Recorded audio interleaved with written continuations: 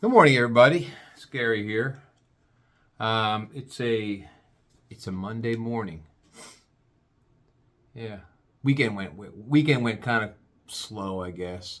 That's what happens when you're retired. Everything kind of moves in slow motion. It just does. And I always get things in my eyes when I wake up in the morning. I get shit in my eye all the time. I don't understand it. Why? I think the dust fairies climb over my head at night and go, "We're going to sprinkle some more shit in his eyes. We're going to sprinkle more shit in Gary's eyes." Every morning I wake up. Anyway, so that's why I'm rubbing my eyes a lot. Anyways, today we're going to talk about carry-on luggage at airports.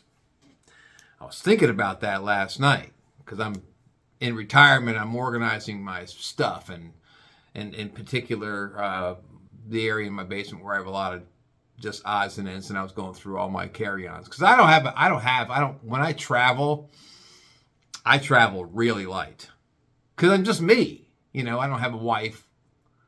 I don't have a girlfriend or none of that. I don't have a boyfriend, in case you're wondering. I don't roll like that. Anyway, excuse me. Pardon me. But move this mic back. There we go. And so I counted 3 small carry-ons that I use when I travel. And I don't travel a lot. I used to travel a lot more than I travel now that I'm in my 60s. I did a lot of traveling in my 30s and in my 40s. I was always on a plane somewhere. And I travel alone a lot. I don't need someone's company to make my day.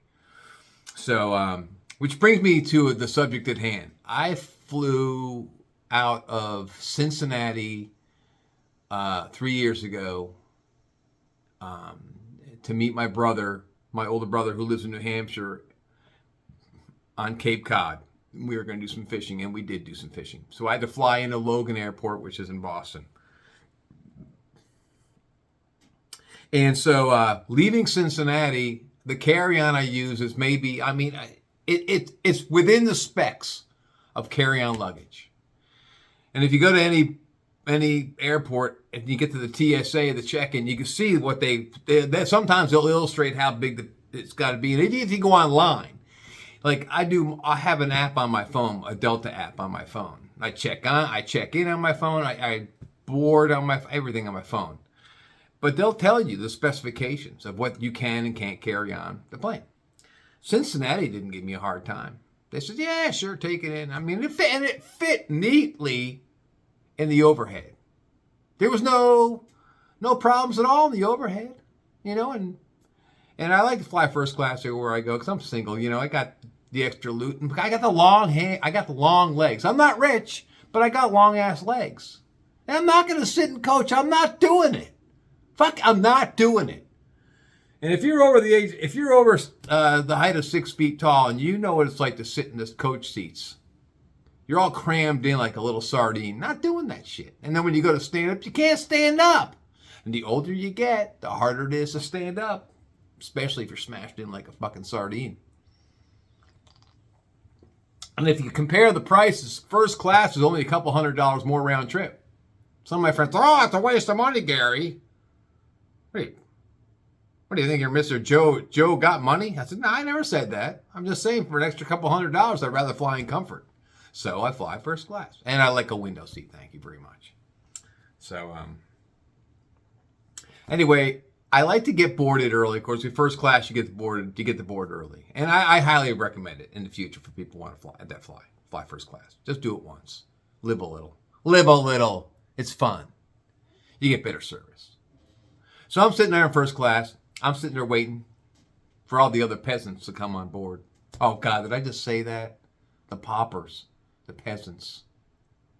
Well, you might as well. If you're in first class, you might as well. And you get a drink first. So I get a coffee. Can I get a coffee, please? Yeah. How would you like that? No, just black. Black, please. Thank you. And so my carry-on neatly fit above my head in my carry-on and on the plane. And now all these people are loading. And you always see a Karen or a Kevin. And they got a coffee in one hand, a bagel or a donut in the other. They got something strapped over one fucking shoulder and something strapped over the other shoulder, and they're on the plane. hauling that shit, hauling it. And if it won't fit, all of it won't fit over their head, so they got to take up someone else's spot. It's always one or two per plane that ruins it for everyone else. Because they're entitled, see? And not only they're entitled, but they're fat. They're overweight beasts. And they're hauling shit. They're hauling. And they say when they're walking through the aisle, and you've been on planes, the aisles aren't that narrow. You can walk through an aisle pretty good. They're bouncing off the chairs. Because they're so fat. And they got all this luggage. There's a reason why. And I'm going to explain it. So, Gary, there's got to be a reason for this. There's got to be a reason. Why are you talking about someone's weight? Why are you talking about someone carrying on their bags? People do it all the time. There's a reason for it. So fast forward to where you land. Sometimes, if you check luggage, it's all the way on the other side of the terminal, near the exit. And sometimes it's not. Sometimes it's this way, sometimes it's that way. Each terminal is different, the way they were designed. Anyways, so generally speaking, people that are overweight, they would much rather haul their shit out of the plane and huff it through the terminal. If there's a terminal taxi, taxi!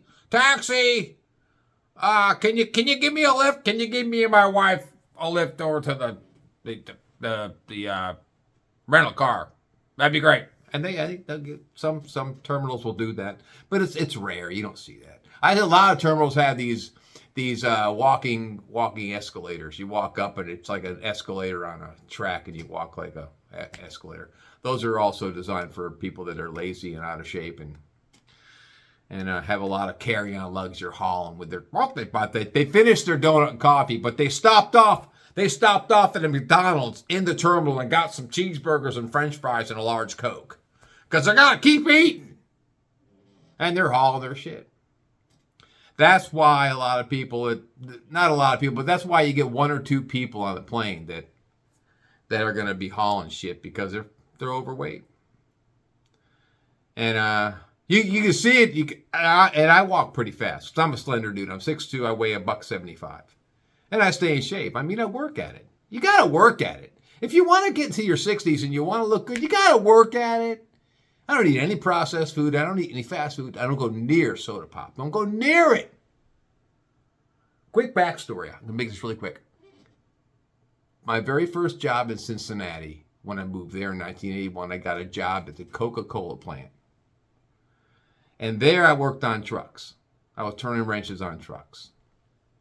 And the very first day I was there, that was in 1981, the break room was in the middle of the warehouse. All these tables set up, and then they had a whole section of machines, Coke machines, where you could buy a pop for $0.25. Back in a quarter. And everyone's sitting down eating their food they brought for their break, and I walk over and I say, I got $0.25. I stick the quarter in the machine, clink, and it falls to the bottom, and as it comes down to the bottom of the machine, I take it out, I turn around, and everyone's looking at me. What's he doing? Who is that? The new guy? Is that the new guy? He bought a Coke. Oh my God. Is that the new guy? Hey, is that the new guy? Follow the yellow brick road. So I walk back to the table and I sit down, and my boss says to me, he goes, what are you doing? I said, getting a refreshment, drinking a Coke. He goes, do you know what they put in that shit? Do you know what they put in that shit, Gary? So I got the lecture, and that was the last time I ever drank a soda pop. And that was 1980. I was 21 years old. I'm 65 now. I haven't had a soda pop of any kind in my body since 1981. Won't go near it. High fructose corn syrup. God damn. Anyways, back to the subject at hand. So you're in the terminal and you're walking towards the exit. You're going to the rental car, and I got a car, because my brother, to come into Boston to get me, was going to take him out of his trip, so he'd rather take the highway straight into Cape Cod, and I get it. So I got a rental car, and I went to Cape Cod and had a great weekend with my brother fishing. Didn't catch shit, but we had a good time. And 2.5 days later, I came back. Now, coming back, this is where I think airports are different. Airports are different from one airport to the next. And with the airlines. So like Delta Airlines flying out of Cincinnati, they were cool. They were like, oh yeah, you can carry on a little extra, Mr. Fatso with your wife. You can carry that on, sure. Guaranteed they could do it in Boston. Because I had my little carry-on. And my little carry-on was on rollers. It was going to neatly fit above my head going home. I'm at TSA and they go, oh, you have to check that. I said, well, I flew out of Cincinnati. And the lady I was talking to, she goes, don't you mouth me, boy. Don't you dare mouth me. You go and you check this bag right now, sir. She was snippy with me. It's not my problem you didn't get laid last night. That's exactly what happened. She didn't get any boom boom. So she's taking it out on every fucking cop, every traveler that morning. Don't you tell me. You better check that right now, sir, or I will call security. I don't want to cause any problems. I'll be happy to check it. And the reason why I'm happy to check is that I don't mind walking 100 yards extra to get it when I land in Cincinnati. Why? Because my legs can take me there. Because I'm in good shape. Oh, if that's one less thing I got to carry on the plane, great. Okay, I'll check it. Where do I go? I'll just check it over there. It's like, great. Next time, be more courteous with the customers coming up. Don't take it out on us because you didn't get laid. And you probably didn't get laid because you weigh 500 pounds. Who would want it? No, I'm just saying. Just saying. So anyway, so I fly back to Cincinnati and I got to get my bag out of the turnstile there where the luggage is rolling. I'm like, from now on, I'm just going to check it. I'm just going to check it. Because, I mean, even flying into Florida. I mean, if you're from New York, you go, Florida. I want to go to Florida. Why do they talk like that in New York? I want to go to Florida. Honey, I want to go to Florida. That's how they talk in New York. I know I sidestepped a little bit. That's how I get random. But, I mean, when I flew into St. Pete, I went to visit a friend a few years ago in Tampa. And they're the same way. They don't give a shit. And I'm flying out of St. Pete back to Cincinnati. They don't give a shit. Oh, yeah, you can check that. Oh, you got a big old bag? That's fine. You can check that. No, and then you can take that and jam it underneath your seat. We don't care. It's just cool. It's just, I think different airports, different ports of call, certain things they allow and certain things they don't. But weight plays a factor. The weight of the plane. The plane has to be under a certain amount of weight to take off. I know this because my brother used to work on jets. And he would tell me that. He was a mechanic for a private airline in Cincinnati. And he told me the plane can't be overweighted because if it's overweighted, then it won't take off.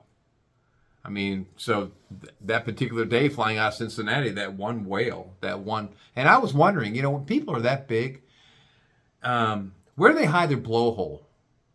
Because big people, I mean, they're the size of a whale, the blowhole's got to be back there somewhere, right? Got to be back there somewhere? No. This guy was huge. And he was jamming his fat ass in the coach seat. That was a spectacle. I didn't see it because I was comfortable in my wide seat up front. I could imagine him trying to squeeze his fat ass in a small coach seat, I would have loved to have seen that. I'd have been hackling the guy. I would be hackling him. People that are that big and they're trying to do shit like aerobically scram their ass into a coach seat, they deserve to be hackled because they were always the first one at the buffet table eating all the chicken and eating all the good food, tearing that up while us peasants are in the back of the line trying to get our food too, and while we're waiting for this fat ass to take all of it. So we get to hackle them. It's a life process. If you're going to be a fat ass the rest of your life, well then you're going to be a fat ass. If you can't stop eating, well then when you're in the public eye and you're on a plane and you're trying to squeeze your fat ass into a coach seat, man, I would have loved to seen that.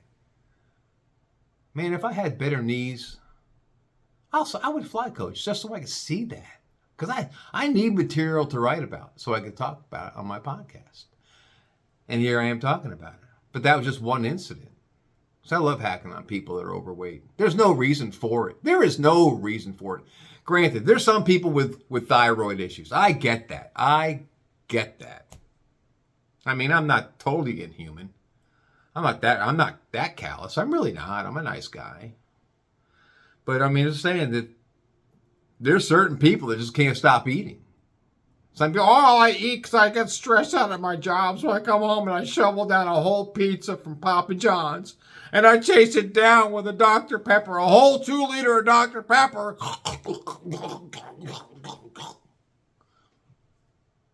Oh, no, I just do. Dr. Pepper, like Forrest Gump, I like me some Dr. Peppers. I mean, Dr. Pepper and a whole Papa John's pizza because I'm stressed out about my job. And then they're not done. Then they got to go to the freezer and they figure if they buy pints of ice cream, it's not the same as gallons or half gallons of ice cream, that they can do the pints but it's not the same if you eat 5 pints in the middle of one of your Amazon Prime series you're watching. All I shovel down a pint. Licking the spoon. Really? These are the things they do behind closed doors, but it shows when they're out in public. You know, you get these women. You know, I love people washing in an airport. And I saw a couple women walking past me one time when I was in Boston waiting for the plane. And they had these sundresses on. And they had these large rear quarter panels. And as they're walking, it's going, looked like 2 pit bulls fighting under a blanket. Okay. I mean, I don't mind a woman with a little bit of meat on her. What's wrong with that? But I mean, someone who's like large and in charge, that takes up. You see the chair I'm sitting in? It's a recliner that takes up that much space.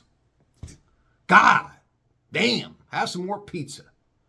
Anyway, I'm going to get off my soapbox. I'm going to stop talking like that.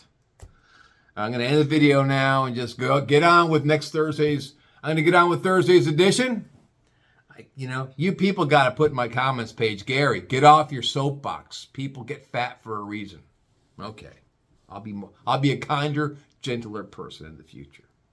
Okay. You all have a great week, and I'll see you later. Peace out. Later.